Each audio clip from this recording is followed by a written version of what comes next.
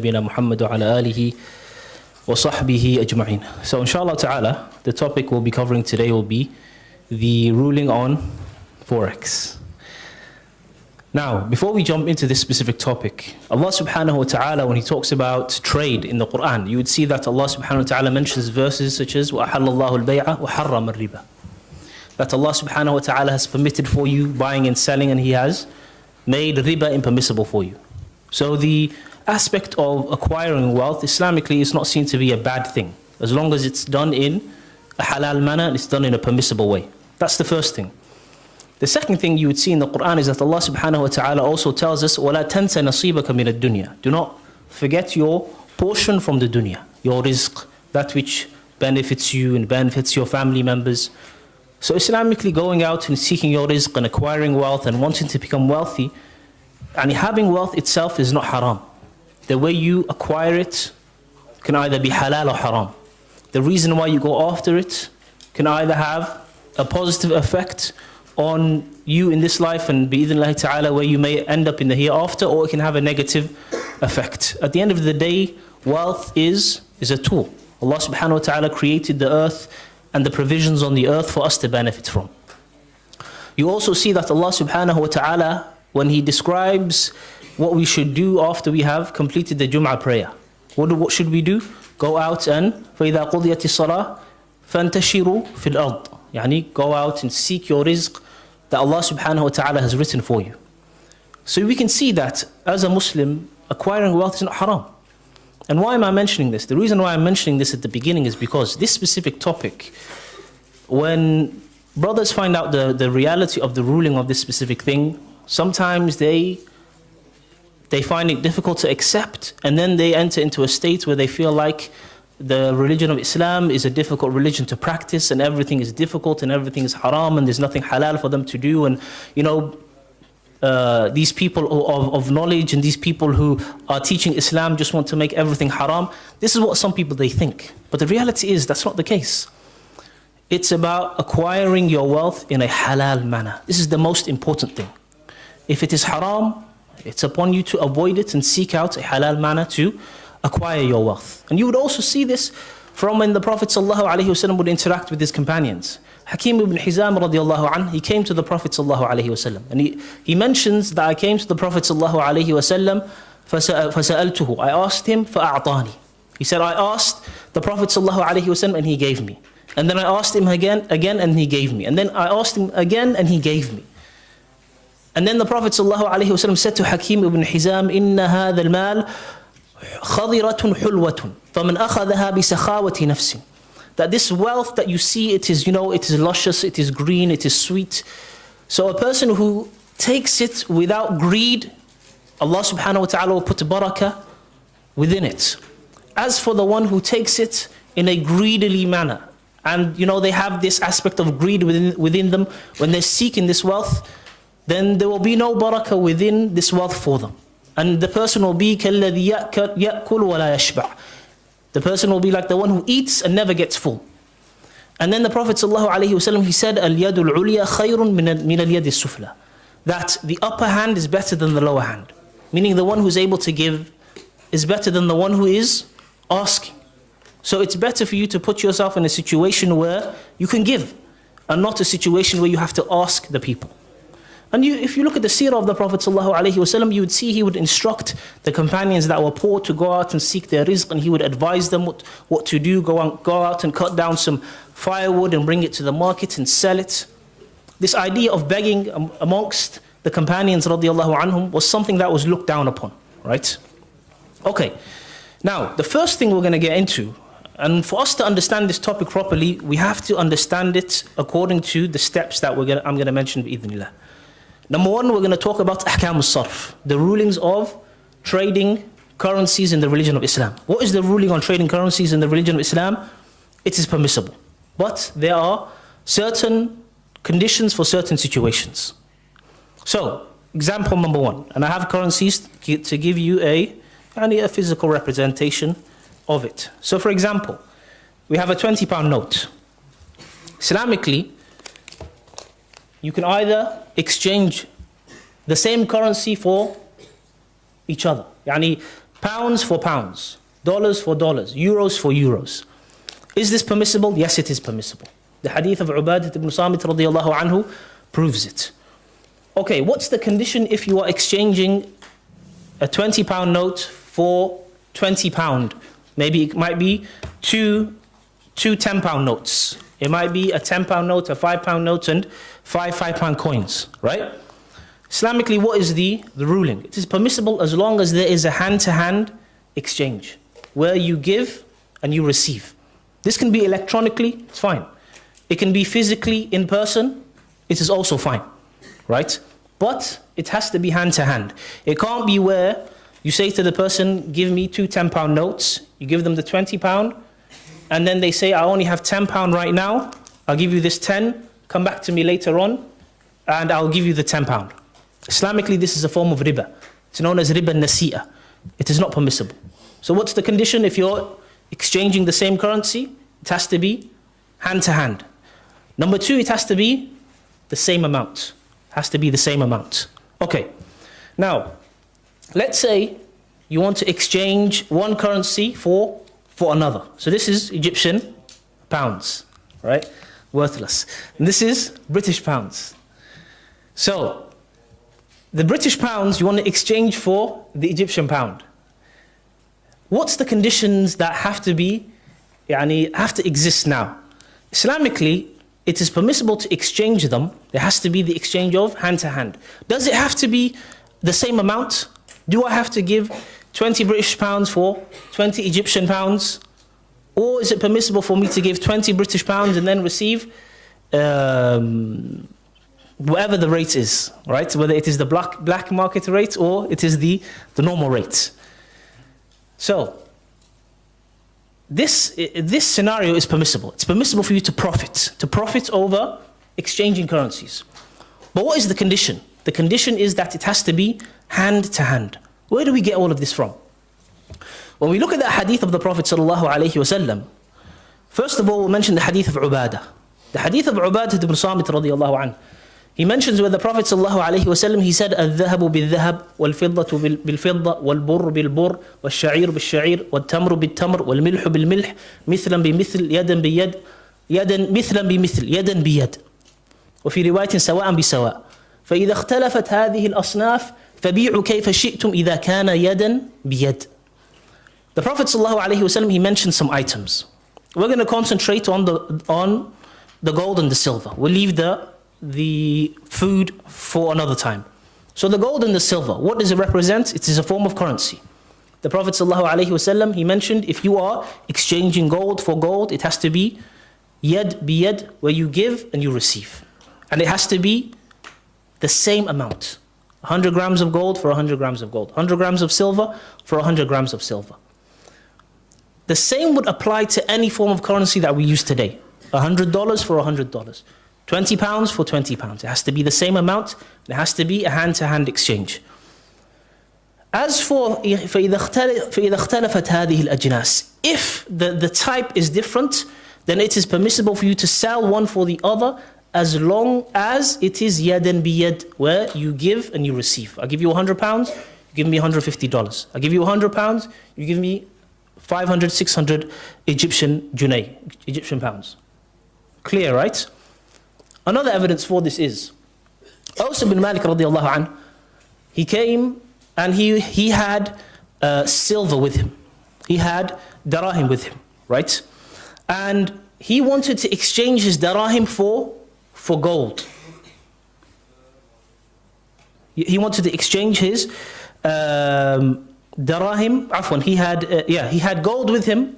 He had gold with him and he wanted to exchange it for silver. He had gold and he wanted to exchange it for silver. He found Talha radiallahu anhu. Talha was with Umar bin Khattab.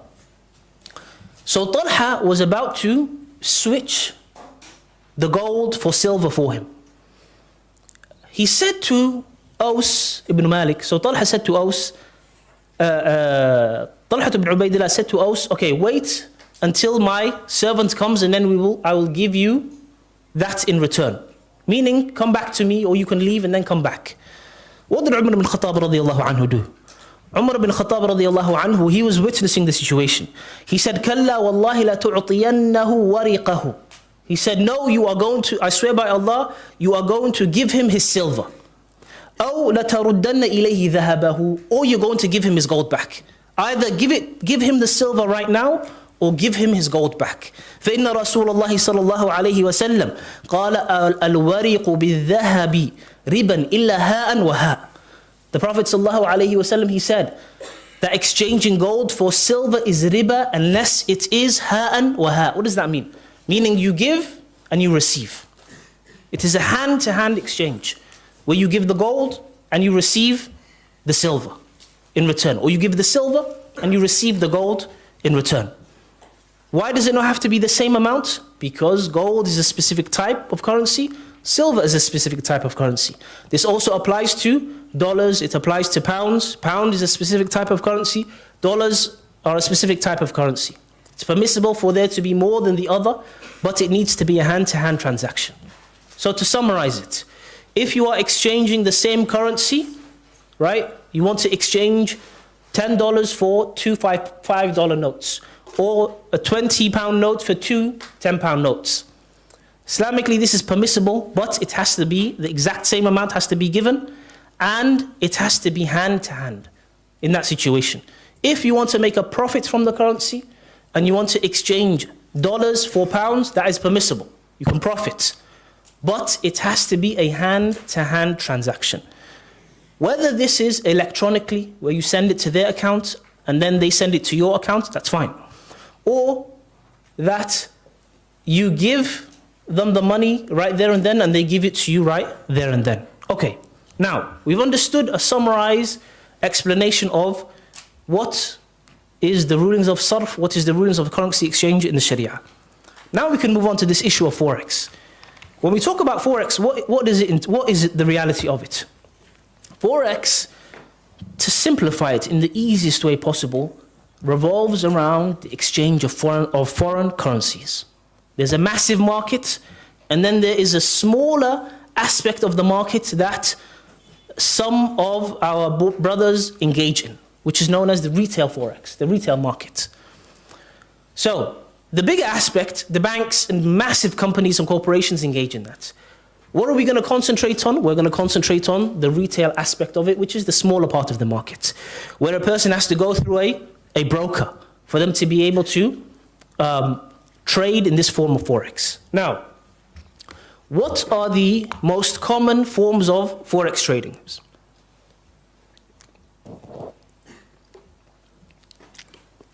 You would find, to summarize it, number one, you have Forex futures. Number two, you have Forex options. Number three, you have spread betting. We're not even going to talk about that because it's clear as day. So, number one, Forex futures. Number two, Forex options. Number three, CFDs. Number four, spot Forex. These are the four forms of trade that you find in most of the Forex markets. What are the issues with each one of these? What are we going to do? We're going to put Forex futures and Forex options together because Islamically they take the same ruling. Alhamdulillah, most of the brothers who unfortunately engage in this the Forex market, they do not engage in this, which is good. Most of them know this is something that they shouldn't engage in. They don't engage in futures generally, and they don't engage in options. But we're going to mention the impermissibility of it because we need to know. What is the reality of it? The reality of it, to simplify it, is, for example, a future is that you enter into an agreement to purchase a specific currency for a specific price, and it will be settled at a date in the future. Okay? Islamically, what does this fall under? It falls under something that is known as bay'ul kali' bil kali', which is what? When you enter into a contract, both of the things that are being exchanged are deferred. So the thing I'm going to give is going to be given at a later date. The thing I'm going to receive is going to be given at a later date. And we're not talking about what you pay for the future contract itself, right? Just talk about what this form of transaction entails from what you have agreed to.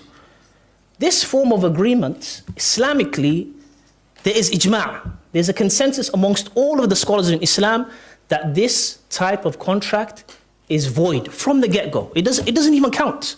It is an invalid form of transacting. It does not count.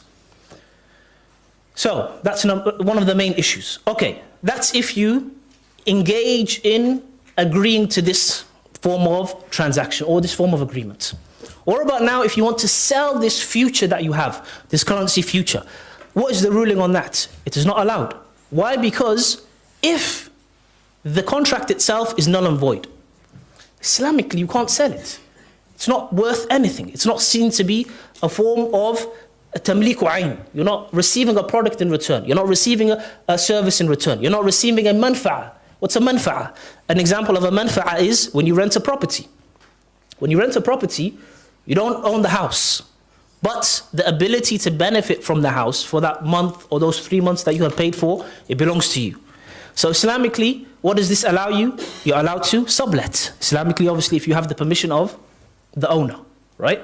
Why? Because this aspect of being able to benefit from the property, you can't sell the property because you don't own it.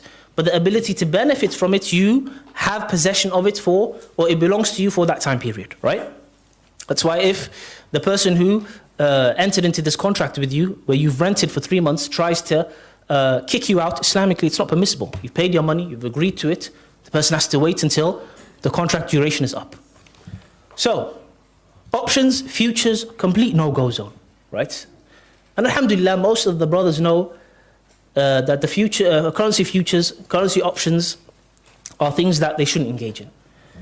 What is the next? What's the next? And the Majma', another thing I'll mention as well. Majma' al-Fiqh al-Islami, there's a qarar. What is Majma' al-Fiqh al-Islami? It's a council of scholars that discuss and they research current day issues, such as futures and options and indices and some of these type of things that we're talking about. There's a qarar that they have sent out, or they have put out, where this type of trading is completely impermissible. It's completely impermissible. And generally, you would see many of the scholars, when you ask them questions referring to some of these issues, a lot of them would bring up the qararat of Majma' al-Fiqh al-Islami because of how beneficial their qararat are, their research papers are, and you can benefit a lot from it. Okay, what are we going to move on to? We're going to move on to CFDs. Essentially, what is a CFD? Essentially, a CFD is that me and you are in a situation where I think something will be stronger against another thing. You think it will be weaker. So for example, when they trade, what do? They trade currency pairs, right? So the euro-dollar currency pair. A person thinks that the euro will be stronger against the dollar. So they enter into a trade. They click buy to enter into the trade. Are they purchasing anything of the underlying asset? Are they purchasing euros? No. They are speculating based upon their research and their, what they've analyzed, and all of that is, Islamically, it has no effect. You can analyze as much as you can. But in the Sharia, gambling and maisir has a broader understanding than what we generally in the West understand what gambling to be. In the West, when we hear about the word gambling, what do we think? We think that this person has entered into a transaction or an agreement where he has absolutely no clue whether he's going to profit or not, whether it's going to benefit him or not. Generally, we use the word gambling for this type of situation. So some people say, if it entails a form of studying and analysis and technical skill, then it is fine. Islamically, that doesn't have an effect. What do you need to have within the situation to remove this aspect of gambling? There needs to be, number one, a exchange of a product. Number two, an exchange of a service. Or an exchange of a manfa'a, and we have explained what a manfa'a entails. Or it entails that you have ownership of a specific share, for example. Because some people try and compare trading shares to trading currency pairs in the form of a CFD. It's not the same. If the share is halal, what are you doing? You are purchasing a part of a company.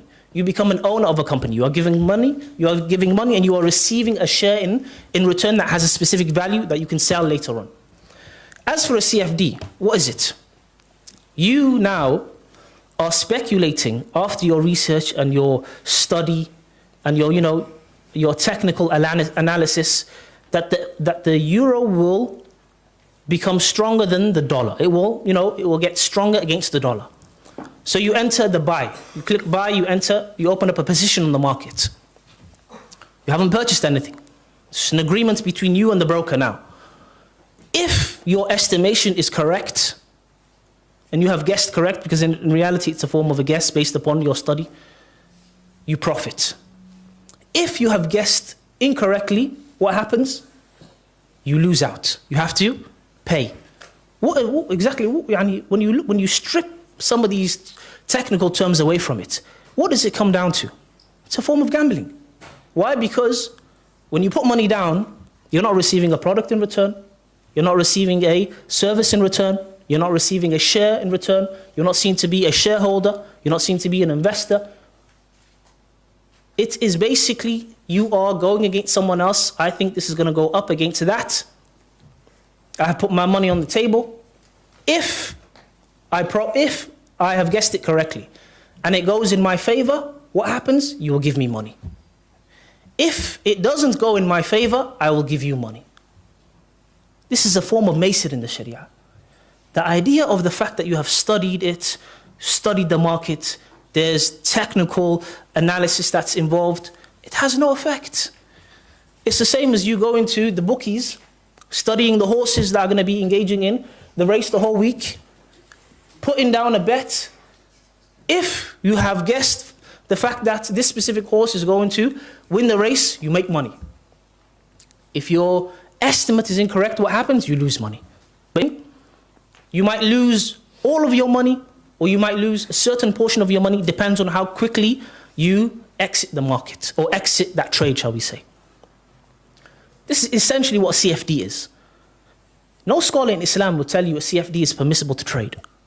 If you come to someone and you see him to be a sheikh, and you ask him, Sheikh, that I engage in the Forex market, and I trade CFDs, and the thing that we are speculating is the price movement of specific currencies against another currency, or one currency against another currency. It does not entail the purchasing of an asset. It doesn't entail the purchasing of a product. It doesn't entail receiving a service. It doesn't entail receiving a manfa'ah. You don't become a shareholder. You don't receive a share. If my estimate goes in my favor, I make money. If my estimate goes against me, meaning it doesn't go in my favor, I lose money. No person of knowledge, no scholar in the religion of Islam, we'll leave questions to the end. No scholar in the religion of Islam will tell you this is permissible. This is from the basics of al-mu'amalat al-maliyah. The fiqh of transactions in the Sharia. No person of knowledge will ever tell you it's permissible to engage in this form of trading. So I have an example here. Forgive me, ikhwan, the brothers who engage in Forex, if there might be some mistakes in the example, you can correct me later on, inshallah. So for example, it mentions here, you open an account. All right, this is an actual example that some of the brothers may engage in. You open an account and you are speculating that the euro will strengthen against the dollar. So what do? And the amount and the currency rate exchange is 1.1. 1.1. So a euro for a dollar is 1.1. So you purchase 10,000 units. The issue of leverage we're going to talk about separately, inshallah. Okay? You purchase 10,000 units, whether it is with leverage, whether it is without leverage, because we'll come to see. If you're engaging in any of these forms that exist currently, it doesn't matter whether you use leverage or not. It's still an impermissible form of trade. So you purchase 10,000 units. So 10,000 times 1.1 is what? 11,000. Okay. Now, the rate has gone up from 1.1 to 1.2. 1.1 to 1.12. 1.1 to 1.12. So what's increased? 0.02. You exit your trade at that moment, when it went from 1.1 to 1.12. Now because you have 10,000 units, 10,000 times 0.02 is what? 200. Let's say it works out in dollars, $200. Because you estimated correctly, you will receive $200 from the brokerage. Okay, what happens if it didn't go from 1.12, but it went down from 1.1? It didn't go up to 1.12, it went down from 1.1 to 1.09. What did it go down? It went down 0.01. So 10,000 would be times 0.01, which equals $100. So now it didn't go in your favor. It went against what you actually estimated. So now what do you have to do? You have to give $100. So you see how it works out. If it goes in the way that I think it will go, after my technical analysis, I profit. If it goes against what I think it will, the direction it will go, I make a loss and I have to pay. This is a form of maysir. This is a form of maysir. Now, where is maysir made impermissible within the religion of Islam? Allah subhanahu wa ta'ala, He mentions in the Quran, يَا أَيُّهَا الَّذِينَ آمَنُوا إِنَّمَا الْخَمْرُ وَالْمَيْسِرُ وَالْأَنصَابُ وَالْأَزْلَامُ رِجْسٌ مِّنْ عَمَلِ الشَّيْطَانِ فَاجْتَنِبُوهُ. Within this verse, Allah subhanahu wa ta'ala mentions maysir, which is gambling. What does Allah say? He says, فَاجْتَنِبُوهُ. Avoid it and stay away from it. Which shows it is absolutely haram to engage in any form of maysir. Now, if you want a detailed understanding and you understand Arabic of the different ways the ulama have explained maysir and al-murahana and what comes under it and al-qimar, go on Tafsir al-Mawdu'i. If you have a printed copy of Tafsir al-Mawdu'i, you can look it up. If you don't, go on Tafsir al-Mawdu'i online, look for the topic maysir, and you'd see how the ulama rahimahumullah have explained it and the different definitions that they have given and the different examples they have given. But what's the simplest way to recognize whether what I'm engaging in is a form of gambling? Number one, if you are not receiving a product in return, you're not receiving a service in return, you're not receiving a manfa'a in return, you're not becoming a shareholder, you're not seen as an investor where you are considered to be a part of the company, you own a part of the company, there's none of that in return. Number two, you will either end up making more money than the amount that you have put down, or you will end up losing a part of the money you have put down or all of the money you have put down. Okay, let me give you a more common example of maysir. That doesn't involve the Forex market. Everyone puts down £5. You have a FIFA tournament, winner takes all. This is a form of maysir. Why? You are putting money down, you're entering into the tournament to play, and there's a possibility of you losing this £5, or let's say there's 5 of you. Then you go home with £25.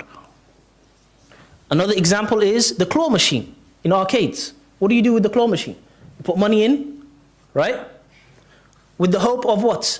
Of either picking up AirPods or an iPhone or a bear, or completely losing your money. Similar to it is the games at a fair, where they challenge you. If you can hit down these if you can knock down all of these cans, you will receive something in return. If you can't knock down these cans, what will happen? You will lose all of your money. This is a form of maysir.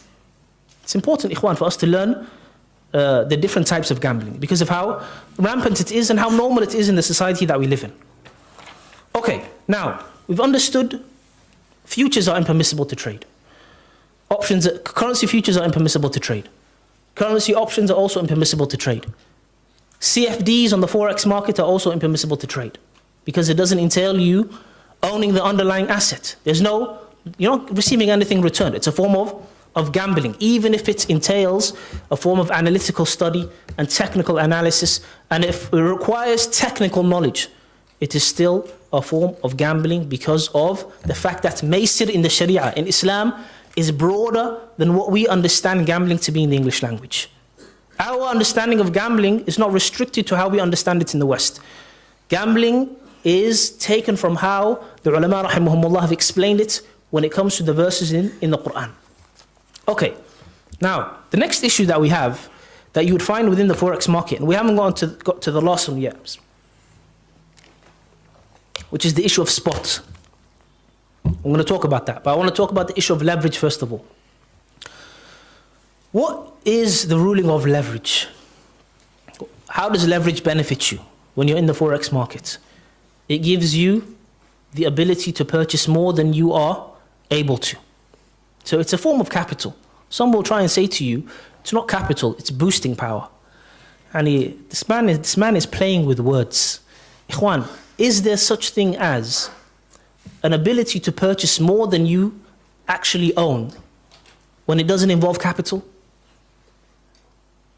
Can you engage in a trade where you have 1,000, but you're able to purchase with 100,000? If it doesn't involve capital. It involves capital. And some of them try and use the book Tijaratul Hamish. The Sheikh himself in the book Tijaratul Hamish, when he talks about this issue of leverage, he refers to it as a qard, as a loan. Doesn't refer to it as boosting power. How is the boosting power? So, let's get back to this. When it comes to leverage, how do the ulama, most of the ulama view it? Because this issue of leverage, there seems to be a valid difference of opinion, even though those who hold the second opinion are a minority. Majority of the fuqaha of today, because this is a current day issue, hold this issue of leverage to be impermissible, the form of leverage that is within the Forex market. Why is this the case? The Prophet ﷺ naha an salafin wa bay'. The Prophet ﷺ, he prohibited giving out a loan and at the same time selling something to someone. Giving out a loan and selling something to someone. What does this mean? Meaning it is permissible for you to lend someone money and at the same time engage in a transaction where you will profit or you will benefit. So for example, if you said to me, can you loan me £1,000? I said, no problem. But if you want me to, I'm going to lend you £1,000 and I'm going to sell you this iPhone for £500 within the same situation. And you agree to it. Islamically, this is not allowed. Why? Because this is a means to benefiting from giving out the loan. It's somewhat of a sneaky way for me to make money off me giving you a loan. But what have I done? I've gone a different route and I've just used a product as a means to hide the idea I want to make money from giving you a loan, right? When it comes to the brokerage, what do? They give you this loan with the condition of only being able to use it on their platform. So how do they benefit from this? Number one, there's a brokerage fee. Every transaction that you engage in, they benefit from it. Number two, when you lose in a specific trade, it's another way that they also benefit from it. So restricting you to only use this amount of capital in this specific way is in their interest and they benefit from it. This is one of the main things that many of the fuqaha have mentioned. The fuqaha, they also add to it this other issue of كُلُّ قَرْضٍ جَرَّ مَنْفَعَةً فَهُوَ رِبَى. Every loan that brings about a benefit to the one who's giving out the loan is a form of riba. The hadith might be weak, but there is an agreement amongst the fuqaha that this is a principle they don't differ over. The ulama accept this principle, it is agreed upon, it is used. So this also applies to the relationship between you and the broker. They give you the money, they benefit from you only being able to use it on their platform. You can't take the leverage and use it on another platform. You can't take that capital and use it for something else. It's specific to their platform just so they can benefit. So these are some of the main reasons that the fuqaha of today and the ulama of today mention the impermissibility of using leverage. Okay, now we're going to move on to the fourth main way that people engage in the Forex market. So just to remind you guys, we have Forex futures, we have Forex options, we have engaging in trading CFDs when it comes to Forex. All three of these, we've explained the impermissibility of it. And no scholar, in reality, there isn't a difference of opinion on these issues, right? The fourth one is spot. Spot seems to be the closest form of trading in the Forex market, the closest form to that which is permissible. But there are still some issues. We're going to go back to what Ahkam al-sarf. What did we say? When you are trading currencies, different currencies, you're trading dollars for pounds, and you want a profit. What's the ruling? Permissible. Halal. What's the condition? Yadan biyad. It has to be spot. I give it to you and I receive it. Even if it's electronic, it doesn't matter. I send you the pounds, you send me the euros. I send you the dollars, you send me the pounds. That's all fine. What's the problem with the way that generally, and why am I saying generally? Because there's a possibility there could be an exception. There's a possibility there could be a brokerage that has adapted and removed these haram elements. There's a possibility, right? And we're going to mention what we can, or what you should look for if you want to make profit from trading currencies online at the end, inshallah ta'ala. So you can avoid falling into haram. And the idea behind this muhadara is not to try and close the doors completely, ikhwan. The idea is just to show you what you should be avoiding. If you want to ask further questions, what you should be asking, how you should be asking these questions, what are the things that you should be looking out for. Okay? What's the issue with the spot, the way that spot is traded, or the spot Forex market? There is a delay in the delivery of the currency, up to 2 business days. Some say that there's an exception for the US, if you're trading US dollars for the Canadian dollar. It goes up to 1 day. But even that is way too long, Islamically. Because there is a delay in the delivery of the currency, where you give the money and you receive it 2 days later, or you receive it at a later date, Islamically it automatically renders it impermissible. It is a form of riba nasi'ah. It is a form of riba nasi'ah, which is where you give one form of currency and you receive it at the other form of currency at a later date. Everyone clear on this issue? Right? We can see the problem with spot. If the spot market did not have this issue and it was instant, where the broker is acting as a wakil on your behalf, you put money into the account. Let's say for argument's sake, there's no leverage. Put money into the account. The broker is acting as a wakil on your behalf, buying and selling on your behalf. So as soon as you want to exit the trade, he sells it. So what do? You purchase the currency, you put money into your account. You purchase euros, right? The guy at the brokerage purchases euros on your behalf. You want to make profit from the euro against the dollar. As soon as you see the euro profiting against the dollar, you exit the trade. What does the broker do? And everything, all of this is electronic and it's fine. He sells the euros, and you receive the dollars in return, and you receive that profit that you have made from your exchange. Islamically, this would be fine. Why? Because it's give and take. Even though it's done instantly within seconds. Maybe it might even be a computer behind it, right? Islamically, this would be fine. But the problem we can see is either number one, there's leverage involved, or number two, there's a delay in the delivery of what you should be receiving in return, where you give euros and you receive dollars within 2 business days, right? Okay. What are we going to move on to next? We're going to move on to this issue of what some of the brothers have mentioned, that some of the ikhwa use as a form of showing that it's impermissible to engage in Forex. Some of the students have sent me some of these things. So I looked through some of the points that were sent. And I have a few points. I'll list the points first of all. So number one, we have the issue of the book called Tijaratul Hamish. Number two, we have the issue of Al-Qabd Al-Hukmi. Number three, Islamic accounts. Number four, about this fiqh council in South Africa. Number five, the issue of prop firms. Number six, which is a sheikh in Medina was asked a question about Forex trading. Number seven, which is, it's not necessarily related directly to this issue, but someone asked about the permissibility of selling a course that teaches people how to trade Forex. What's the ruling on it? We'll talk about it, bi'idhnillahi ta'ala. So let's start, number one, with this book called Tijaratul Hamish. Tijaratul Hamish, the way it's presented by some people is that the Sheikh, Hafidhahullah, wrote this book to show the permissibility of Forex trading. So I read the book. It's not long. It's not a big book. It's about 32 pages altogether. And I'll tell you some of the things that I came across from the speech of the Sheikh, Hafidhullah himself. So the first thing I noticed is that the Sheikh holds the opinion that leverage is permissible. This is the opinion of the Sheikh within this specific book that he wrote. He holds the opinion that leverage is permissible with conditions, with certain conditions, right?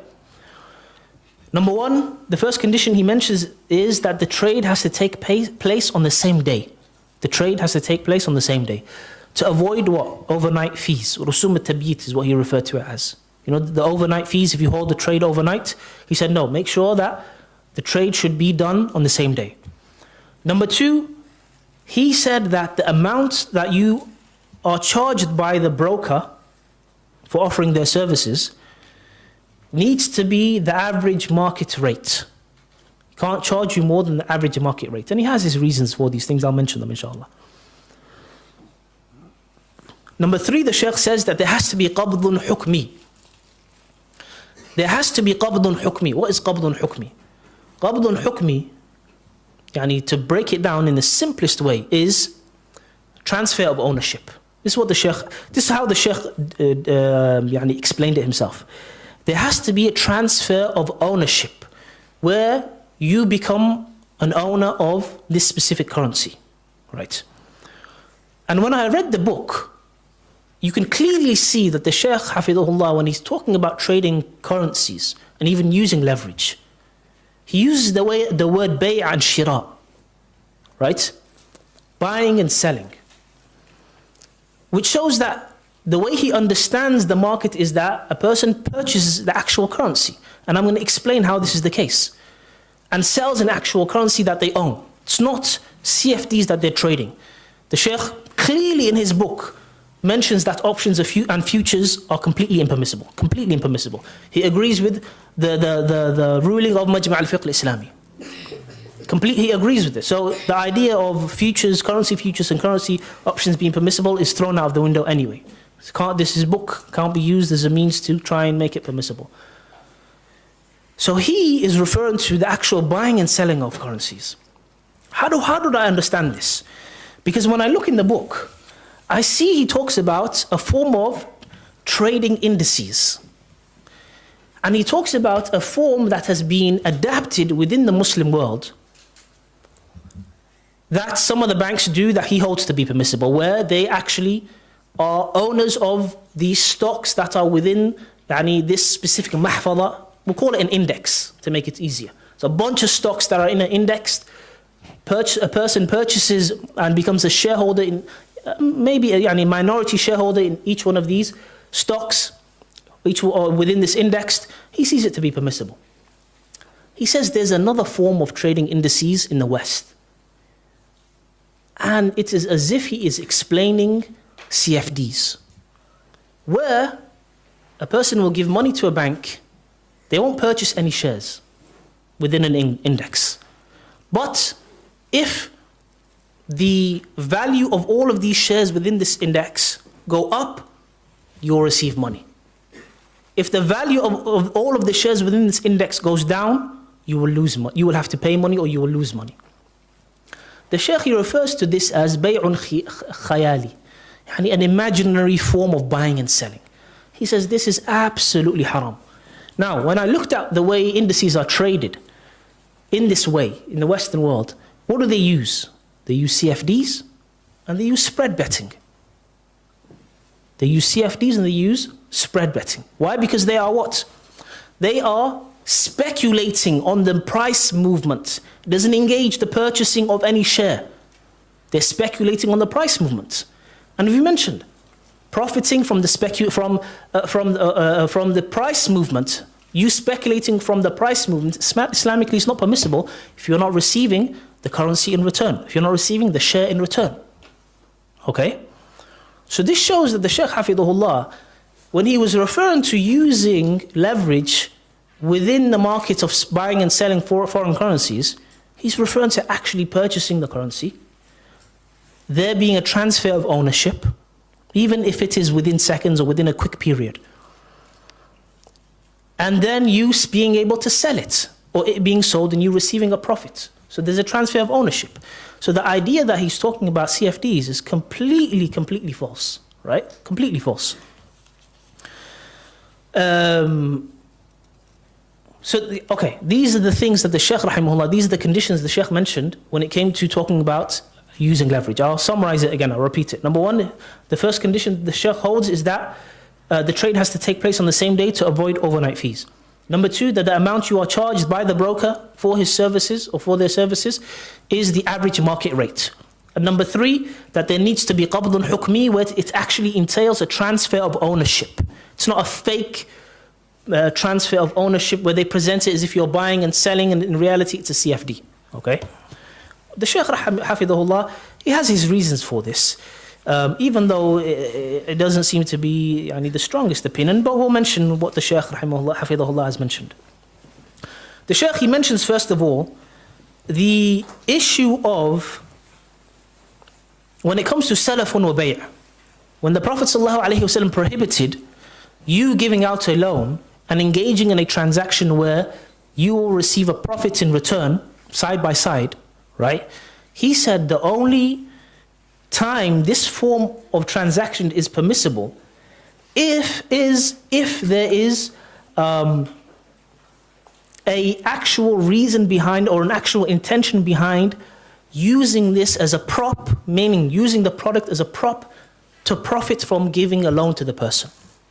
He said if the situation does not involve that, where there's a way where I can give you a loan, but at the same time it can engage in a trade-off where I benefit, right? I receive something in return. And there isn't this hidden idea of trying to, actually benefit from giving you the loan and just using the product and the item and that transaction as a hidden way to make more money from giving you the loan. He said this is permissible.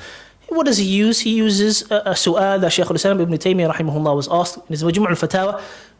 Ibn Taymiyyah discusses an issue, and he brings up the difference of opinion between the scholars on if a person rents a shop to someone, a place where they can engage in trade, or they can engage in a specific form of trade in terms of carpentry, any of these trades that are done by hand, right? Or buying and selling. Person rents it to someone, right? So what are they doing? Renting is what? I give you something, I let you use it, and I receive money in return. And he says at the same time, this person who is the landlord of the property gives this person who is the tenant a loan so it can help them, get on their feet when it comes to the business. And it comes to this aspect of trade and benefiting. He points out that, there is a difference of opinion on this issue. Because he mentions after that, فَأَمَّا إِنْ أَكْرَاهُ بِأَكْثَرَ مِنْ قِيمَةِ الْمِثْلِ لِأَجْلِ الْقَرْضِ. Ibn Taymiyyah, he says, as for if he gives this guy a loan, and the amount he's charging him for rent is more than the average rate. Let's say, for example, to rent a shop, it's about £500. He's giving him a loan of £1,000 and he's charging him £700 rent. Ibn Taymiyyah is saying this is impermissible because it can be clearly seen the average market rate is 500. Why are you charging him 700? Because you clearly want to make more money off giving this guy a loan, and you're just using this as a prop to hide your true intention, right? As for if it is the market rate, then this is something Ibn Taymiyyah alludes to, that there's a difference of opinion between the scholars on this issue. This is something that the Sheikh hafidhahullah mentions. As for his response to the principle, كُلُّ قَرْضٍ جَرَّ مَنْفَعَةً فَهُوَ رِبَى, every form of loan that is given out, where you receive something, a benefit in return is a form of riba. He says there is a difference of opinion between the scholars if the benefit is mushtarak, it is shared between them. Meaning, if the person who's giving a loan is the only one benefiting from the situation, there's no difference of opinion between the scholars on the impermissibility of it. If the one who is receiving the loan is the one who's only benefiting from the situation, there's no difference of opinion between the scholars on the permissibility of it, right? So the first one, no difference of opinion between the scholars on the impermissibility of it. The second one, no difference between the scholars on the permissibility of it, because the one who's giving the loan is not benefiting from it. The one who's receiving it is benefiting from it. As for if both of them benefit from it, what is the ruling on this issue? The Sheikh, he brings up the difference of opinion that you find amongst the scholars within a specific situation, right? Within a specific situation. So for example, Ibn Qudama in his Kitab al-Mughni, he talks about the issue of, if I gave you a loan, I'm dumbing it down to give you an example. Let's say I gave you a loan of £1,000. I gave it to you in London. And then I said to you, I want you to pay it back to me when I'm in Spain. Give it back to me and pay it back to me when I'm in Spain. And let's remove the possibility of transferring it. I have to carry this money in cash. You have to carry it in cash, I mean. What are the things that I benefit from this type of situation? Number one, I benefit from the fact that you will have to pay for bringing the money to me. Number one. Number two, you will take care of securing the funds until it reaches me. So I benefit in one way. How do you benefit? You benefit from receiving the money, right? From receiving the money. So Ibn Qudama rahimahullah mentions that Ibn Abbas radiallahu anhu was asked about a situation similar to this, similar. And it may not necessarily be the exact one I mentioned, but similar situation, where there is a form of where the one who's giving out the loan benefits in a similar manner, right? And the benefit is shared between them. And Ibn Abbas radiallahu anhu mentioned the permissibility of it. Ibn Qudama also mentions the difference of opinion between the scholars on this issue. So what is he trying to say? He's trying to use this as a means to say, look, at the end of the day, the one who's benefiting from the leverage may be the fact that the broker is benefiting because it's being used on his platform, but the other person is also benefiting because they're being able to purchase more than they're actually able to purchase because they're given this amount of capital, right? This is his reasoning that he uses. So we can see that there is a difference of opinion, that the ulama have discussed the difference of opinion on the ruling of leverage, right? Is it completely haram? Is it considered to be permissible with certain conditions? The stronger opinion, the safer opinion seems to be that it should be completely avoided. And if any of the students ask me, what's the opinion on what's the permissibility or what's the ruling on leverage, tell them it is absolutely haram and completely avoid it.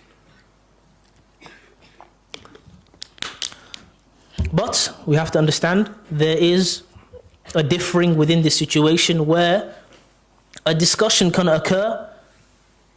Does this situation where it is a permissible form of where both sides, the one who's receiving the loan, the one who's giving the loan, benefits, does it apply to leverage in the Forex market? This discussion can happen, and we can go back and forth. One can hold one opinion, the other can hold another opinion, until we reach the truth.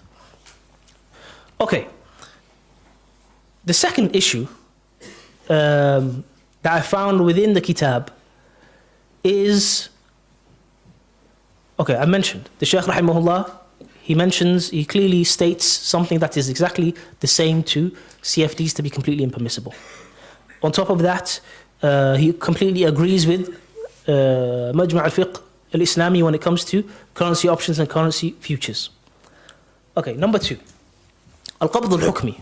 Some will say to you that engaging in the Forex market is permissible because there is al-Qabd al-Hukmi. It may not necessarily be haqiqi, where it's happening, where I see you and I give it to you and I receive. But it's hukmi, where it entails a transfer of ownership. That would be fine if that actually happened. But if you're trading in futures or you're trading options, so if you're trading futures or you're trading options or you're trading CFDs, there's no transfer of ownership at all because you're not purchasing the underlying asset. If you're trading spot Forex in what's known as, majority of what seems to be out there, there is a transfer of ownership, which is good.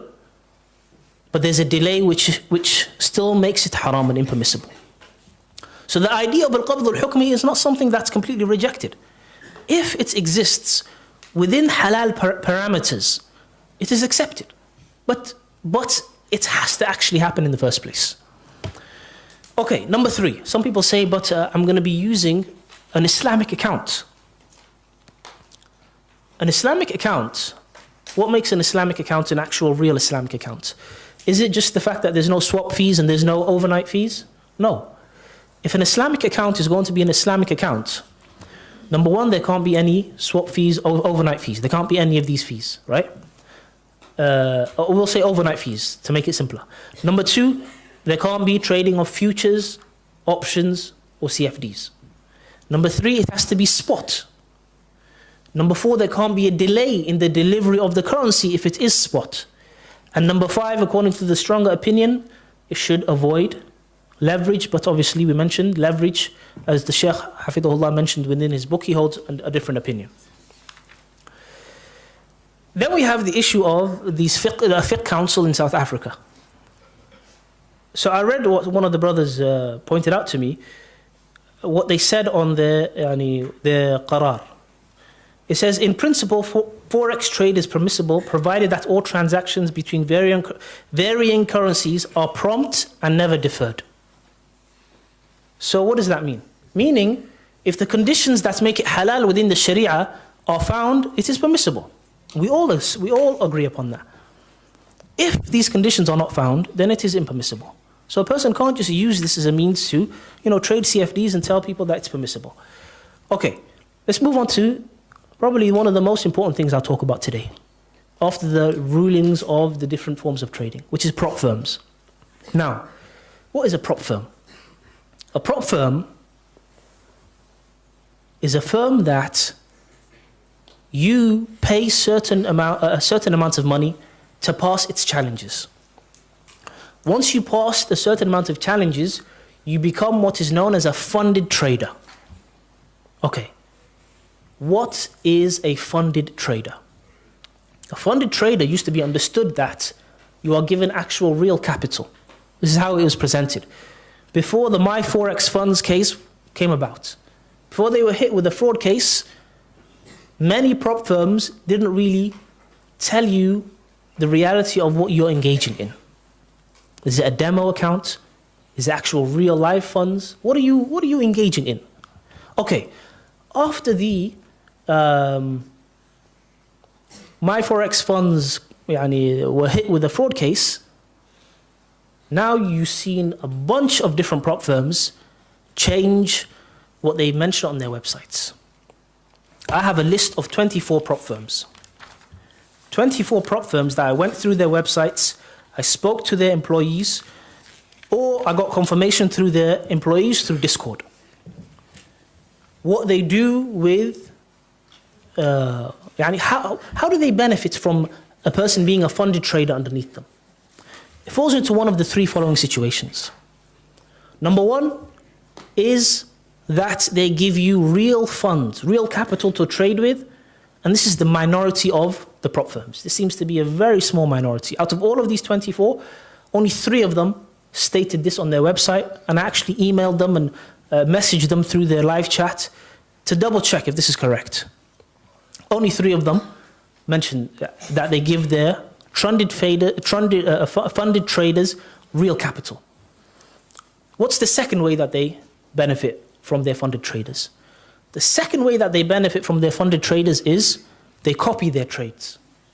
And I'm going to read out what I've copied and pasted from their websites, their FAQ section on their websites, right?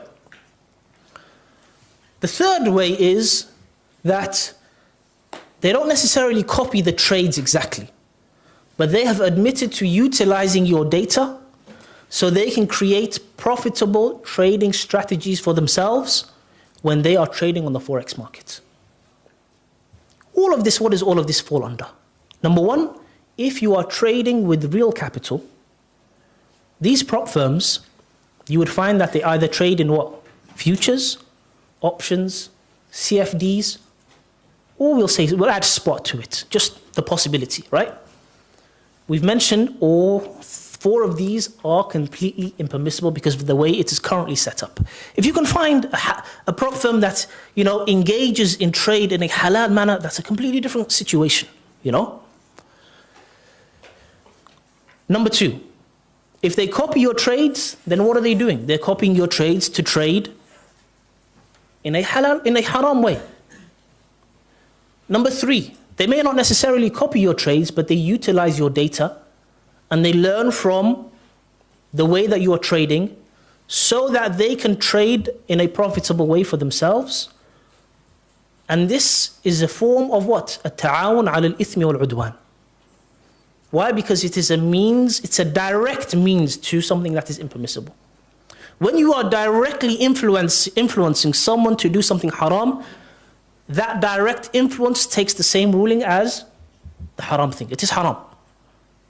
So if you enter into an agreement, when you pass these challenges, they send you a legal agreement, right? And you sign, and you agree to the fact that they can utilize your data so they can be profitable.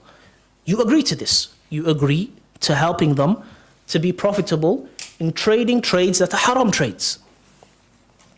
Anyone doubt the impermissibility of that? No one doubts the impermissibility of that. So these are the 3 ways. Okay, someone will say, it's not true. They don't copy your trades. Let's have a read of what I've gathered. FTMO. FTMO, what do they say? They say that, number 1, they point out, so they say, by virtue of the FTMO account agreement, the FTMO trader agrees that his trading data may be used by FTMO for trading on its own account. Therefore, FTMO can actually profit from the simulated trading performed by FTMO traders. So you are trading a demo account, but they profit from copying, from using your data so they can profit themselves. FTMO is a no-go zone as a prop firm, number 1. Number 2, funding pips. Funding pips. Funding pips, this is not necessarily from their website. This is from their CEO himself. Online, he was asked a question in a bit of a derogatory manner, trying to make it out as if he's a scammer. So he responded, right? And this is what he said. So this is the tweet that he mentions. He said, do we utilize, so he says, funding pips revenue equals sales plus trading activities. Because someone was asking, where do you make your money from, right? So this is how he responded. Then he said, do we utilize their data, bracket, volume plus trades, bracket, and then there's a question mark. Then he says OFC, which means what? Of course, with a exclamation mark. Then at the end of the tweet, he says, we utilize the trader's data. It's all about the data and how a firm utilizes it. So the brother who owns this prop firm, his name is Khalid. So I'm guessing the brother must be Muslim. If they are engaging in trading CFDs, trading futures, trading options, or spot where there's a delayed delivery, and it includes leverage, and you are aiding them, your data is aiding them, and you have agreed to share your data with them, and you've agreed to help them out in this, it is impermissible. Why? Because it has a direct influence on them engaging in trades that are impermissible. If, for argument's sake, there's a possibility that the form of trade that they engage in is spot, where there is no delay, and there's no leverage, right? Because we mentioned the strong opinion is that leverage is impermissible. And it's a hand-to-hand transaction, right? Or we'll say there's qabd hukmi in that case, spot. And this is what you're trading, or should we say, this is what the data that they use, this is the trade that they engage in from using your data. Then we can say, maybe there's a possibility of it being permissible. We can open up that discussion. But if that doesn't exist, and they're engaging in haram trades, and they're using your data to engage in haram trades, it is not permissible to be a funded trader underneath them. Okay, number 3, funded engineer. So it says here on their website, am I trading on live or demo accounts with funded engineer? So it says here, we meticulously assess traders and leverage their data to generate profits within our organization. They mentioned here, it's also, they talked about the performance commission, performance fee, right? They also talked about the fact that it is a simulated virtual funded account. So what do? They use your data to profit for themselves, but you are engaging in a demo account. Someone will say to you, but look, I'm not trading real funds. All I'm doing is, I'm trading fake funds, right? I'm making fake trades. I'm not engaging in real trade of real futures or options or CFDs or a spot trade where there's a delay. Why is it impermissible? It is impermissible because you are through your trades, the data gathered directly influences the trading, the prop firm that you are under to engage in haram trades.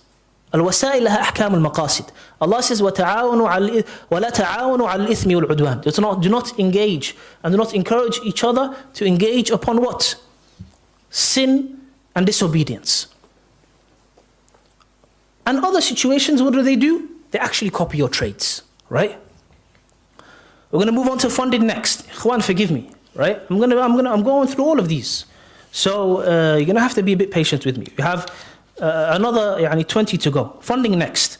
Funding next on their website, when you click on the help.fundingnext.com, what does a funding next account mean? They mention it's a simulated account.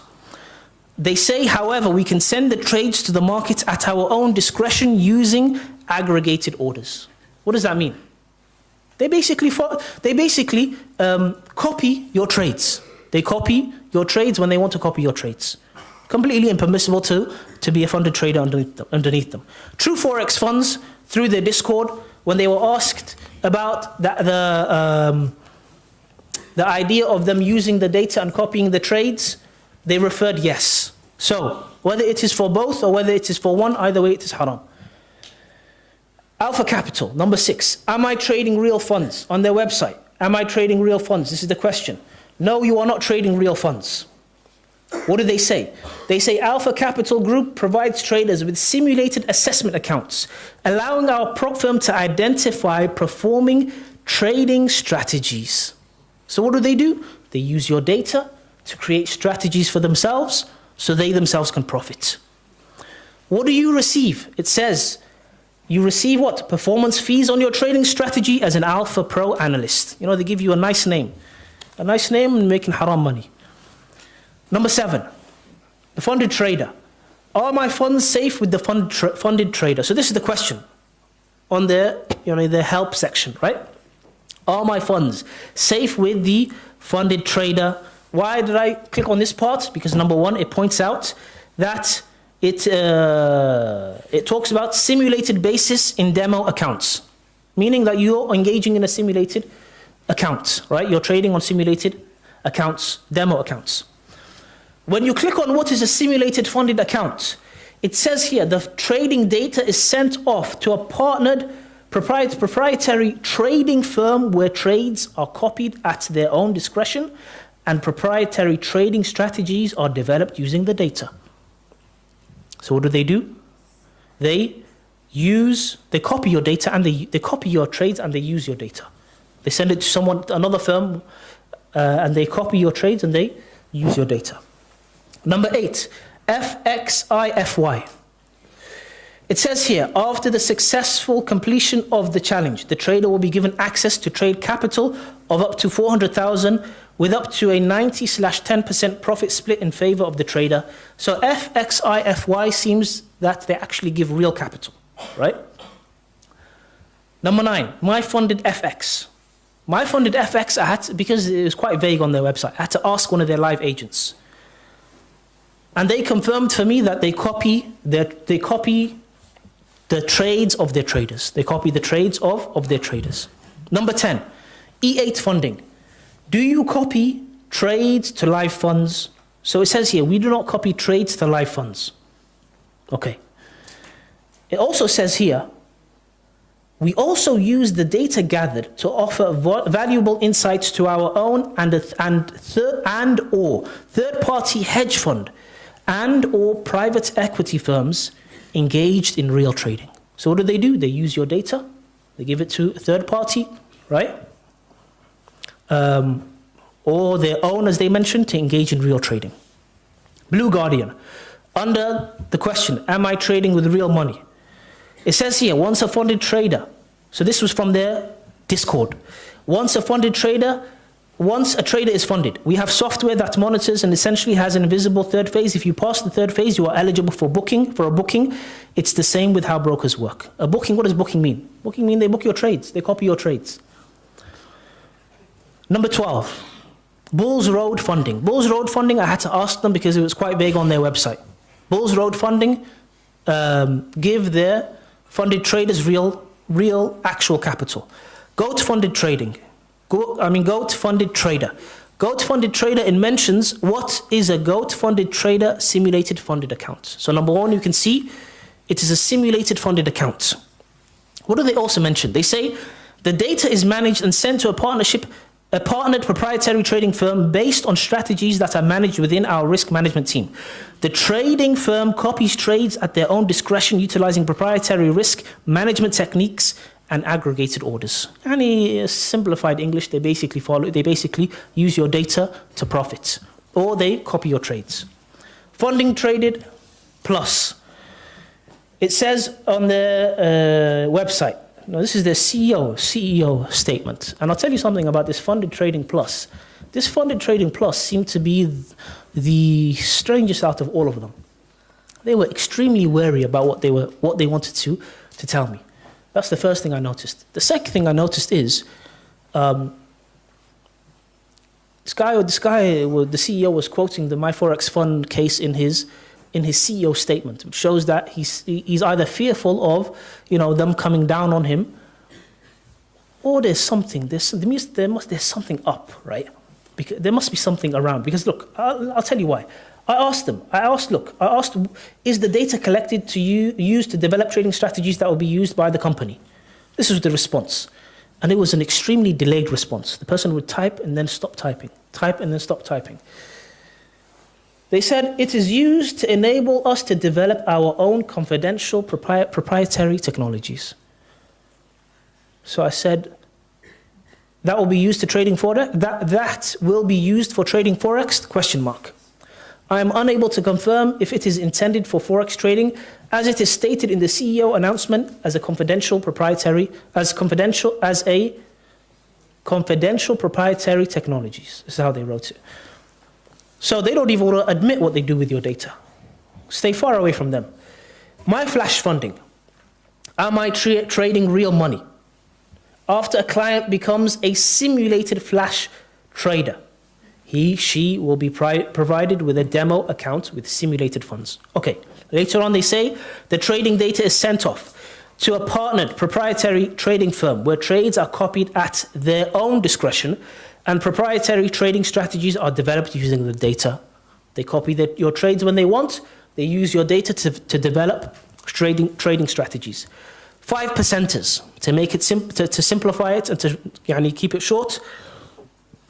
The 5%ers actually give you live funds, which is from the minority of the the minority part section of the prop firms that actually do this.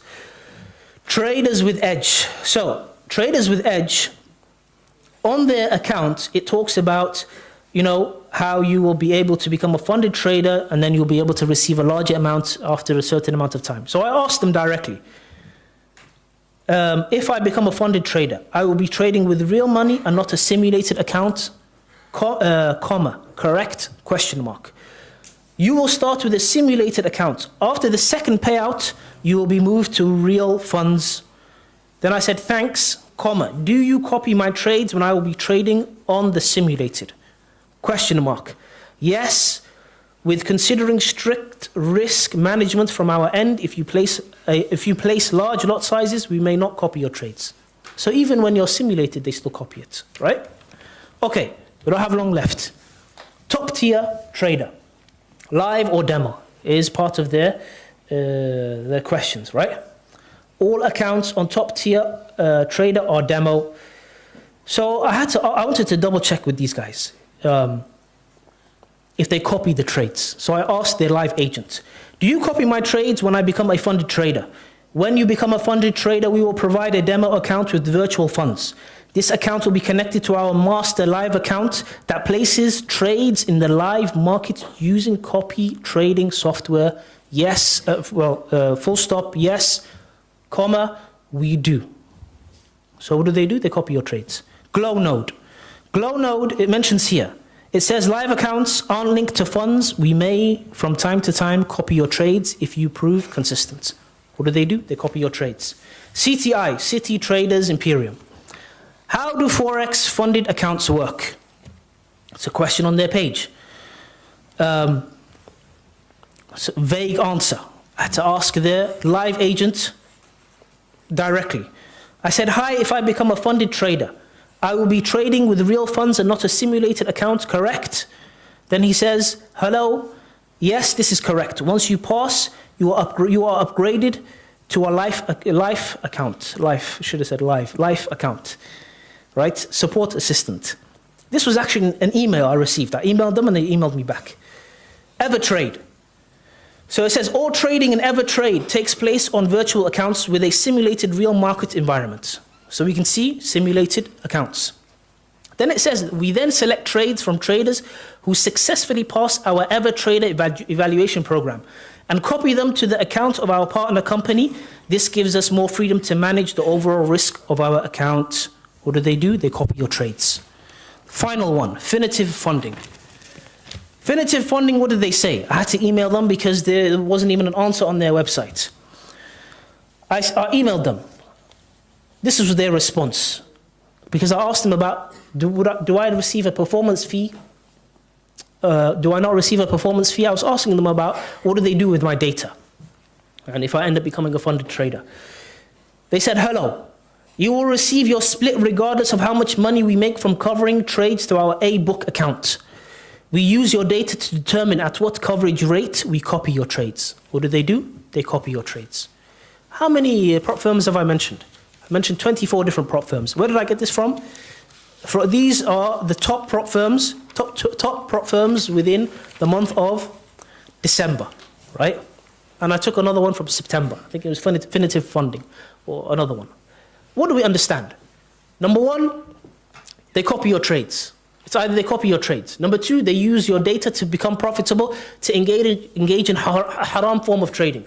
Number three, they give you live capital, real money, live accounts, and you trade on their behalf and you engage in haram trades. Unless you know any of these prop firms are engaging in a halal form of currency exchange. Okay, we have 2 points left.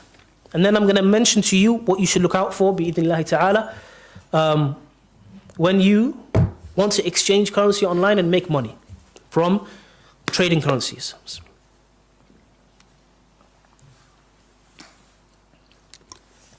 Number 6, a Sheikh in Medina was asked. Some of my students have mentioned this to me. I'm going to read out what was asked. Now, the first thing I'll mention is, may Allah subhanahu wa ta'ala reward the brother first of all for asking. This is what we should be doing. If you are unaware of something is haram, if you are doubtful if something is haram, ask a person of knowledge. This is khair, right? Another thing I'll mention as well is, I was informed by a brother who told me that the discussion that happened between the brother and the Sheikh was longer than what's mentioned here. But what we have here is just a summary. What we have here is just a summary, right? So it says here, the Sheikh Abdurrahman was asked, Sheikh, is it permissible for me to trade currencies in the Forex market? The Sheikh says, Yajuz, it is permissible. Is it a hand-by-hand exchange? No, it is traded digitally through my phone, laptop or computer, not hand-by-hand. Then the Sheikh responded, if it is done digitally, then it is permissible under the condition that there may not be any delays when buying or selling. Okay, pay attention to that. The transaction must be instant and you must be entered into the trade at the exact time you buy or sell. Okay, now let's have a look at this. There's a few possibilities. Number one, the brother who asked the question be engaging in a halal form of currency trading, where it doesn't engage trading for futures or options or CFDs. He engages in a spot form of trading, and that spot form of trading, there's no delays in the delivery of the currency. Number one, this is the first possibility. Number two, maybe he holds the opinion of the doctor who wrote the book on Tijaratul Hamish, that leverage is permissible within certain conditions, and he acts upon that opinion, right? And when he explained it to the Sheikh, he explained that this is what he does. If this is the reality of the situation, khair. And maybe that's fine. If the person is actually trading and there is intiqal, there is what is it they call it? A transfer of ownership. It's a transfer of ownership, and it doesn't entail trading CFDs, it doesn't entail trading futures, it doesn't entail trading options, and it's a spot and it is direct, right? Brother maybe holds a different opinion on leverage, right? Okay, this is the first possibility. The second possibility is that the Sheikh, it was not explained to him that the form of trading is CFDs, or it is spot Forex with a delay. Why do I say this? Number one, we can understand from the speech of the Sheikh that there has to be an instant movement of money where you give and you receive, right? So it can't be the spot where there's a delayed form of you receiving your money. You receive your money after 2 days. The Sheikh is completely against that. Number two, the reason why I say CFDs will not maybe explain to the Sheikh that a person may be engaging in CFDs on the Forex market is because no person of knowledge will tell you that CFD trade is a permissible trade. No one will tell you at all. No one can tell you. It's basic. It's ABC of fiqh al-mu'amalat, right? When you open up the section of buying and selling when it comes to fiqh, what do they start off with?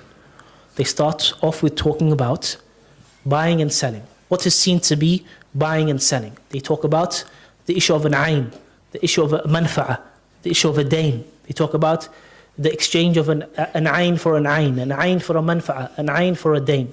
منفعة بمنفعة منفعة بعين منفعة بدين دين بدين دين بمنفعة دين بعين, right? And they talk about the different rulings.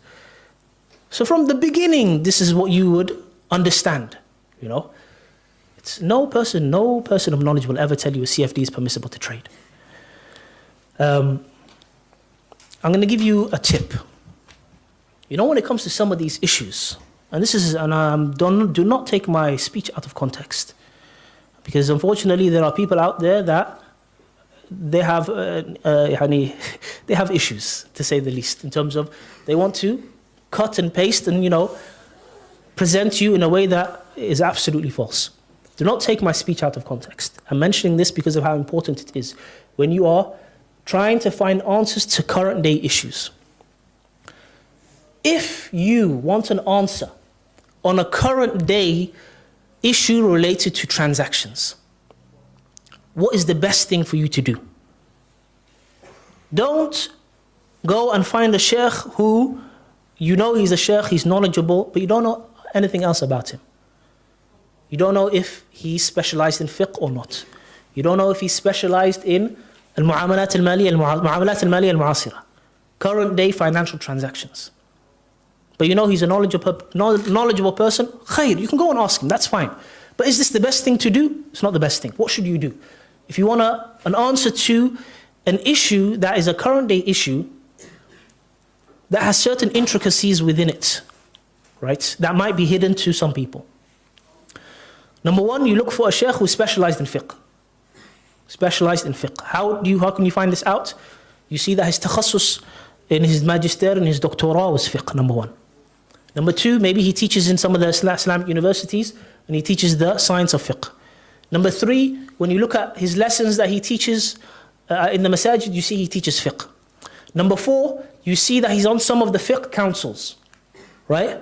مجمع الفقه الإسلامي or الجمعية الفقهية السعودية, I think it's called, or he's on the board of some of these big Islamic banks as a Sharia advisor. And generally you'd see some of the major scholars who are specialized in fiqh on many of these boards, for example. Why am I mentioning this? Number one, it's highly likely that he has studied this issue in detail. Number two, the other thing you'll benefit from him is he will be able to provide you with a solution. How you can make your way around some of these haram elements and engage in a halal manner so you can profit. This is the benefit. Another thing I'll add to it as well is that the Sheikh, maybe he teaches dirasat al-ulya. He teaches students in their magister, their masters or their PhD. Why am I mentioning this? Because he has to look over research papers when it comes to fiqh issues. The reason I'm mentioning this is because he will be coming across many new issues that are being discussed. And if he's used as a munaqish, as a one who will be discussing the master's thesis or the PhD thesis with the student, what does he have to do? He doesn't just read through it quickly. He has to read through it and point out the mistakes, which requires that he has to understand the issue that's being discussed. And he knows how to respond, and he knows how to pick holes within the argument, right? So these are things that you should look for. And this is the best approach to take when you are looking for an answer on a specific issue. Okay, let's say it's an issue related to the science of tafsir. Look for a sheikh who's specialized in the science of tafsir. You can ask another sheikh, right? Khair, might give you an answer, might not give you an answer. But you're more likely to find a more precise answer from someone who's specialized in this specific field. The same with the science of hadith. About issues related to a hadith being weak or it being seen to be used as a piece of evidence, ilal within the hadith. Those that are engaged in this science day and night are able to give you a better answer than a person who has studied this topic and maybe uses it in a manner that's different to the sheikh who day and night he's engaged in studying these issues, revising it, teaching it, discussing it, going through thesis papers and these type of things. This is just a tip. This is a tip, and this is not an indirect of anyone, right, or any sheikh. It is just a tip that when you are going to and you want to ask and you want to find out an answer to a specific issue, try and find a specialist within that specific field. Okay? Okay, now, the last question. Is it permissible to sell a course online that teaches people how to trade Forex? If the course teaches people how to engage in a market that does not entail trading futures, it doesn't entail trading options, it doesn't entail trading CFDs, it doesn't entail trading spot where there is a delay, but it entails trading spot currencies within the spot market. And the money that you give and the money that you receive, there's a qabdun hukmi, right? Even if it goes through a brokerage. And according to the stronger opinion, it avoids leverage. There's nothing wrong with this khair, right? Because it fulfills the conditions of that make it permissible to trade one currency for another currency. Okay? طيب. I'm going to end with this, inshallah ta'ala, ikhwan. What do you need to look out for if you want to engage in the market of buying and selling foreign currencies? Number one, avoid currency futures. Number two, avoid currency options. Number three, avoid CFDs.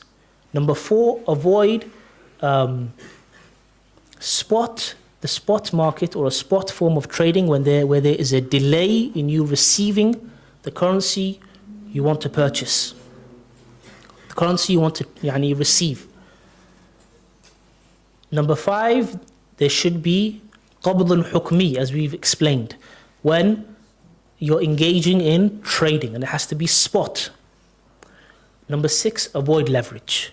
Avoid Leverage. بارك الله فيكم. سبحانك اللهم وبحمدك أشهد أن لا إله إلا أنت أستغفرك وأتوب إليك. تفضل.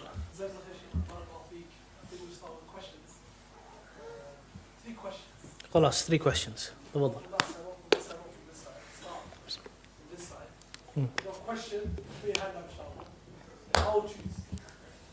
Okay.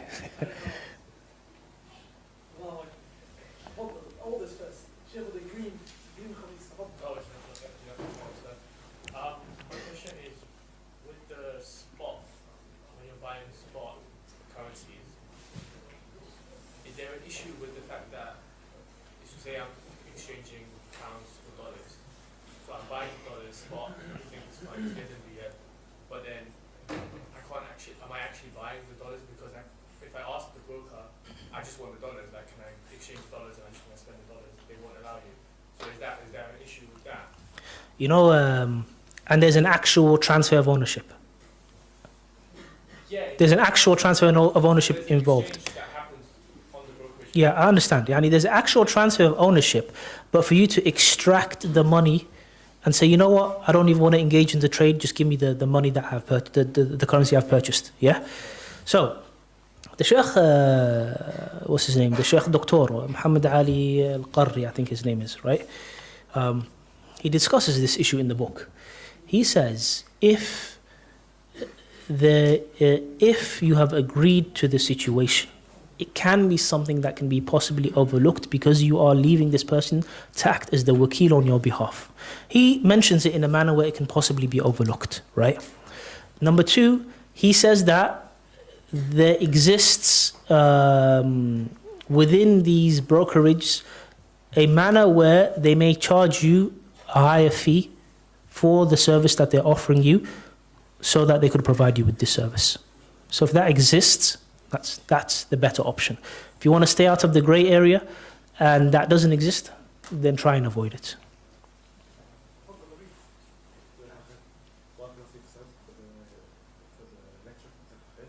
I had a question regarding the simulated accounts. So it looks like you can avoid most of the things in the simulation because you're simulating environments. You're not dealing with things like leveraging or not. However, I guess where the issue comes in is the copying of the trades and other things that you mentioned. Is the haram bit the element of is the haram bit the actual where you're agreeing to it in the contract, or if they actually do use your data? Because like you mentioned, I think the second last one,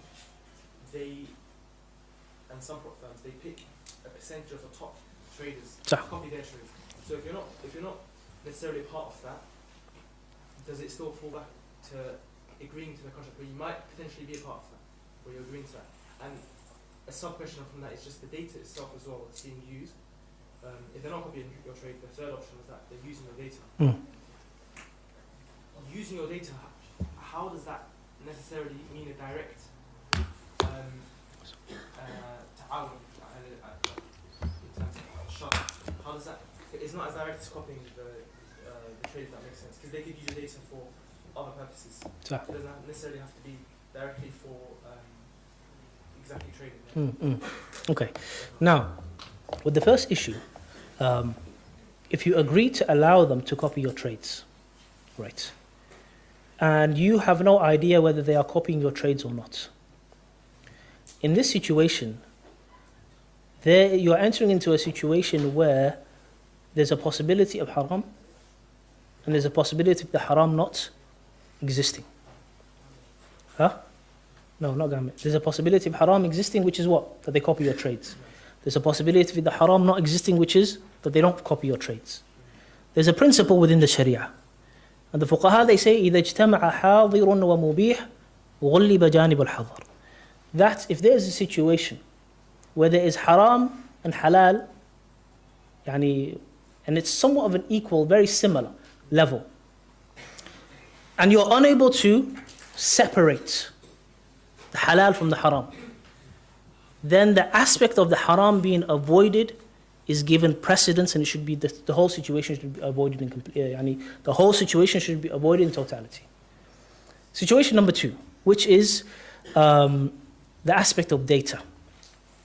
when you look at their website, they say that we use your data to profit for ourselves, number one, or to develop profitable trading strategies. So, if you, let me give you an example. Let's say you are engaging, you work for a company. This company that you work for, what you do throughout the day, they are gathering that data, right? You know that they are going to use that data to gamble, for example. You have agreed and allowed them to do that. You working under them, part of you being there is to benefit them in this way. What's the ruling on this, ikhwan? It's haram. What are you doing? You are directly influencing what they are going to do in haram. And not only that, you have agreed to be in this situation so that they can benefit in this manner. You understand this aspect of the data? Another thing as well that you see is that they say that they give this data as well to other companies, third parties, right? That engage in haram trades. So it's whether they use it for themselves or whether they give it to another company, it takes the same ruling and it should be completely avoided. So you see how you are showing them. Because look, showing them, a person may say, but I'm not necessarily showing them. What you have to understand is, all of this that's gathered from you, your data, it is used to show them how to profit. In what? How to profit in a trade that is Islamically impermissible. All right? Is that clear? Yeah? It's clear. So does that mean the absence of those two things? So if they weren't copying your trade and they weren't using your data, rather you're getting paid perhaps through performance fee, or it could be perhaps through other people's failure of their exam fees. That's another discussion. So this is a good question. So let's say this is a possibility that Allah knows best if it even exists. It seems like it doesn't, but we're going to mention it for argument's sake. You pass a challenge, so you pass a couple of challenges under a specific prop firm. You then become a funded trader. Their business model is, they don't make money from, they don't copy your trades. They don't use your data to create profitable trading strategies for themselves to engage in haram trades. But their business model is that they entice people into believing that they can become traders. The majority of the people fail. The business is built upon knowing that majority of the people are going to fail, but they still entice the people to come and they know they're going to fail. And they make their money through somewhat, we can say it's a form of deception in reality, right? Even though we can discuss this issue, right? It's built upon this. They use that money to then pay you. So what are you doing? You know that you're trying to climb the ladder, and the only reason you're trying to climb the ladder and to get to a specific position is just so you can benefit and receive the money through the failure of everyone else, right? This type of situation, it requires bahth, it requires research. Can it be possibly said that it falls under aklu amwal al-nasi bil-batil? And you're consuming the wealth of the people in a false manner? There's a possibility, right? Is there a possibility it can be adapted and made halal? Allah knows best. But it itself, it requires research. If something like that actually does exist. Clear, yeah? There's a discussion, or there can be a discussion around the permissibility of it based upon the business model. Understand, yeah? Yeah, just because that last thing, if to say it's deception, like I said, there's a discussion around that. If they're basing it knowing purely that the psychology of most people, that they're not gonna try do this technical analysis, they are going in with that, what we would call in the West, a gambling mindset. So, they know most people are gonna adopt that, and that's at their loss because that's human nature. But in terms of the people that do put in effort, they don't have they know they're willing to take the money. I mean, it's not deception from there. But I understand. What would be the whole purpose behind becoming a funded trader then? If this is the business model, What would be the whole purpose behind becoming a funded trader? As in from their angle? Like from the person who's, Yeah. يعني, who يقبل على هذا الشيء, he wants to enter into this thing. What would be the reason behind someone would want to become a funded trader then? Do they receive a specific certificate that they can use under other situations they can use in the real world? I'm not entirely sure about Do they receive some form of knowledge? they More capital? But the reality is it's a simulation, so they're not actually, because the situation you mentioned is a simulation, right? it's a simulation, Yeah. but they pay you based on what you've earned in that simulation. No, that's understandable. But the idea then behind it would be that I want to get paid to play a game, right? Essentially, Okay, it's a game. I want to get paid to play a game. How I'm going to receive this money is through the people failing. Or potentially investors who have invested into the business. Yeah, but okay, think about it. What investor would pay you a monthly salary? What am I going to receive in return? Let's say I become an investor in this prop firm. What am I going to receive in return? I guess it comes from that the failures of people's. So it's still connected, you know? No, So- because of the fact that they know that it's going to come from them. So, like I said, it's an issue that requires research. If that exists, which doesn't seem to be the case. As I mentioned 24 different prop firms. Last question, Sheikh. تفضل. You mentioned that spot Forex is halal from the side that you're buying the actual currencies, but haram from the side that there's a 2-day gap between the transaction. I remember when I was doing my research into it, there's 3 steps. There's 3 steps for spot Forex. The first one's the execution, which is you're agreeing to trade. For example, the rate within Euro USD is 1.2. You're agreeing to trade for 1.2, but the transaction won't happen on the execution date. Okay. 2 days later on the When do you second pay? day, you pay on the second day, which is the settlement date. Then the transaction happens on the exact time. So you're on the execution date, the first day when you enter the buy, you're only agreeing. So when you enter the buy, do you put any money down? No, you don't put any money. You only agree to trade. So you can enter the buy without any money in your account? You have the transaction doesn't happen on that day. It happens 2 days later. No, but can you enter the buy without any money in your account? No. So it has no effect then. Let's say you enter the buy with money in your account. That money, what happens to it? Can you take it out? From the account, Yeah. you have to have enough money for the trade that's happening. No, to you. I know, but can you take it out? The profit. No, not the profit. Your own money. Let's say I enter into a spot trade right now. Yeah. I have £1,000 in my account, right?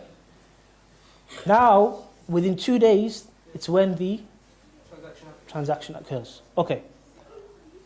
That's what they deem to be a transaction. Islamically, that's not what's considered to be a transaction. Transaction Islamically is when you put down the money, and the money now is in the either in the process of being transferred or being moved, or you've lost complete ownership over it.